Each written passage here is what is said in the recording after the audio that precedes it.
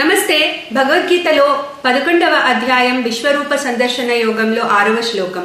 పశ్యాదిత్యాన్ వసూన్ రుద్రాన్ అశ్వినౌ మరుతస్తథా బహూన్యదృష్ట పూర్వాణి పశ్యాశ్చర్యాణి భారత.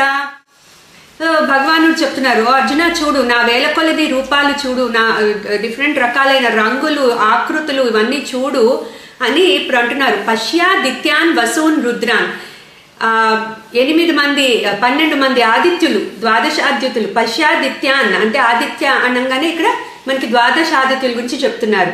అట్లాగే వసూన్ 8 వసువులు. తర్వాత రుద్రాన్ ఏకాదశ రుద్రులు అంటే 11 రుద్రులు.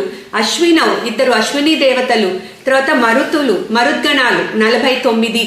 సో ఇవన్నీ చూడు అర్జున, ఇవన్నీ వీటన్నిటి గురించి విభూతి యోగంలో చెప్పారు భగవానుడు. సో ఇప్పుడు అవే మళ్ళీ చూడు అని చెప్తున్నారు. బహూన్య దృష్ట పూర్వాణి పశ్చాశ్చర్యాణి భారత, ఇవన్నీ కూడా ఇంతకు ముందు ఎవరు చూసి ఉండరు. సో నువ్వు చూడు, ఈ ఆశ్చర్యకరమైన ఈ పదార్థాలు, ఈ రంగులు, ఈ ఆకృతులు, ఈ గుంపులుగా ఉన్న ఇవన్నీ కూడా నా స్వరూపంలో నువ్వు చూడు అని చెప్పి భగవానుడు అర్జునుడికి చెప్తున్నారు. క్లీం కృష్ణాయ నమః.